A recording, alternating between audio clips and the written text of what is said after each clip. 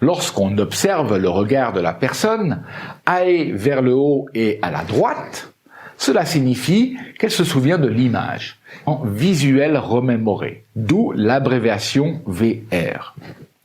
Pour tester si votre interlocuteur est comme la majorité des personnes ou inversé, vous pourriez poser une question du type « Quelle est la couleur de ta voiture ?» ou « Quelle est la pièce la plus vaste de ta maison ?» Si elle regarde en haut à gauche, elle construit des images. Et quand le regard est fixe, ça indique que la personne réfléchit toujours au moyen d'images. On dit alors qu'elle est en visuel construit. L'abréviation, c'est VC.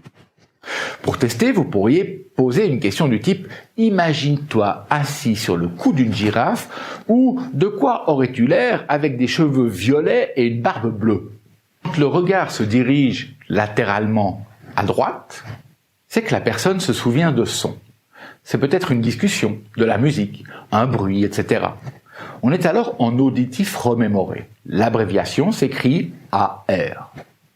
Pour tester, vous pourriez poser une question du type « Écoute la sonnerie de ton réveil matin » ou « Quel est le cri d'un enfant effrayé ?»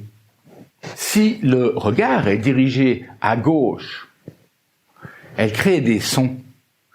On passe à l'auditif construit. L'abréviation s'écrit AC. Pour tester, vous pourriez poser une question du type « Quel serait le son de ta voix si tu avais l'accent du Midi, de la France ?» Ou « Qu'entendrais-tu si une mouche implosait ?» Quand la personne regarde vers le bas à droite, ça signifie qu'elle réfléchit sous forme d'un dialogue interne, comme une conversation avec elle-même. Elle est en auditif digital. On écrit alors AD. Pour tester, vous pourriez poser une question du type « Prononce intérieurement le nom de ton auteur préféré » ou « Raconte-toi le déroulement de ton week-end ».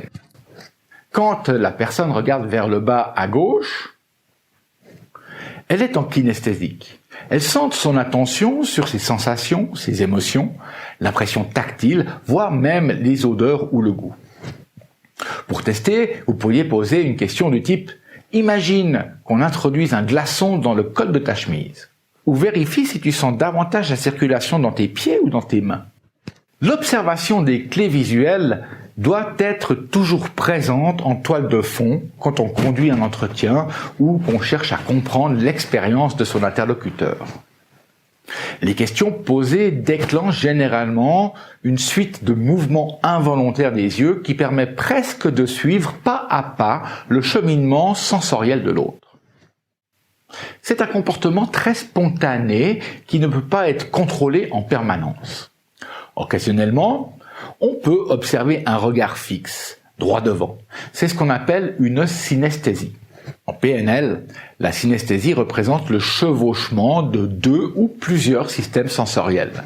Elle implique une relation de cause à effet entre deux ou plusieurs modalités sensorielles. Bien que n'importe quelle modalité puisse se trouver ainsi liée ensemble, les synesthésies les plus fréquentes touchent au système visuel kinesthésique et auditif kinesthésique. La personne se crée ainsi les sensations et les sentiments à partir de ce qu'elle a vu ou entendu. Comme je le disais précédemment, l'observation des mouvements oculaires vous permet de mettre à jour la stratégie utilisée par votre sujet.